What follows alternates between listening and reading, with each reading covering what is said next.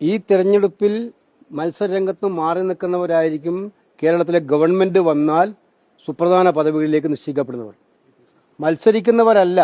ഡൽഹിയിൽ നിന്നും പടുകൂറ്റൻ പടയുമായി KC ഇന്ന് കേരളത്തിൽ ലാൻഡ് ചെയ്തിരിക്കുകയാണ്. ആ പടയുടെ പേരാണ് ഒബ്സർവർമാർ.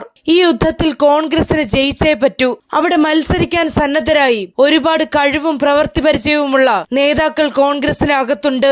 ആ നേതാക്കളെയെല്ലാം സ്ഥാനാർത്ഥിയാക്കുക എന്നത് വലിയ പ്രയാസമാണ്. അതുകൊണ്ട് തന്നെ അത്തരം ഓരോ നേതാക്കൾക്കും തെരഞ്ഞെടുപ്പിന് ശേഷം വമ്പൻ ഓഫറും KC മുന്നിൽ വെച്ചിട്ടുണ്ട്. അതിനിടയിൽ ഒരാളെയും ഒരു കുത്തിത്തിരിപ്പും ഉണ്ടാക്കാൻ അനുവദിക്കില്ല എന്ന താക്കീതും KC നൽകിയിട്ടുണ്ട്. എന്തായാലും അടുത്ത 12 ദിവസം KCയുടെ നേതൃത്വത്തിലുള്ള പട കേരളത്തിന്റെ തെരഞ്ഞെടുപ്പ് ഗോതയിൽ ഉണ്ടാകും. അതുറപ്പാണ്. KCയുടെ ആ വാക്കുകൾ നമുക്കൊന്ന് കേൾക്കാം. സ്വാഭാവികമായിട്ടും അർഹതപ്പെട്ട ഒരുപാട് ആളുടെ പേര് പരിഗണിക്കപ്പെട്ടിരുന്നു.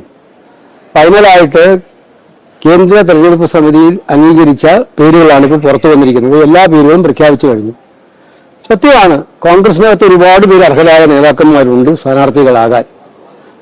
ഈ തെരഞ്ഞെടുപ്പിന് എല്ലാവരും ഒരുമിച്ച് കാണുന്നത് 10 വർഷത്തെ ഇടതുഭരണം അവസാനിപ്പിക്കാൻ വേണ്ടിയുള്ള തെരഞ്ഞെടുപ്പാണ്. അതുകൊണ്ട് സ്ഥാനാർത്ഥികളാകാൻ പറ്റാത്തവരെല്ലാം കൃത്യമായിട്ടും അവരുടെ പ്രയാസങ്ങൾ അറിയിച്ചിട്ടുണ്ട്. ആ പ്രയാസങ്ങൾ മനസ്സിലാക്കിക്കൊണ്ട് തന്നെ അവർ പാർട്ടിയെ സഹായിക്കാൻ രംഗത്തുണ്ടാവും. ഈ തെരഞ്ഞെടുപ്പിൽ മത്സരരംഗത്ത് മാറി നിൽക്കുന്നവരായിരിക്കും കേരളത്തിലെ ഗവൺമെന്റ് വന്നാൽ സുപ്രധാന പദവികളിലേക്ക് നിശ്ചയിക്കപ്പെടുന്നവർ.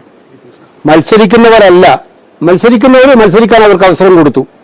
അവരെ ജയിപ്പിക്കാൻ എല്ലാവരും ഒന്നിച്ചിറങ്ങുക. ഞങ്ങളിപ്പോൾ നാളെ രാവിലെ പ്രധാനപ്പെട്ട നിയോജക മണ്ഡലങ്ങളിലേക്കെല്ലാം കേരളത്തിന് പുറത്തുള്ള സീനിയർ നേതാക്കന്മാരായിട്ടുള്ള ഒബ്സർവർമാർ വരും. ആ ഒബ്സർവർമാർ വരുന്ന 12-13 ദിവസക്കാലം കേരളത്തിലുണ്ടാവും. പ്രവർത്തനങ്ങളിൽ എവിടെയെങ്കിലും പ്രയാസമുണ്ടെങ്കിൽ അവിടെയൊക്കെ ഇടപെട്ട് പരിഹരിക്കാനും പ്രവർത്തകരോട് സംസാരിക്കാനും നേതാക്കളോട് സംസാരിക്കാനും. പാർട്ടി സ്ഥാനാർത്ഥികളെ വിജയിപ്പിക്കാൻ ഇറങ്ങുന്ന പരിഗണിക്കപ്പെട്ട എല്ലാ നേതാക്കന്മാർക്കും അവർ അർഹിക്കുന്ന പരിഗണന ഉണ്ടാവും.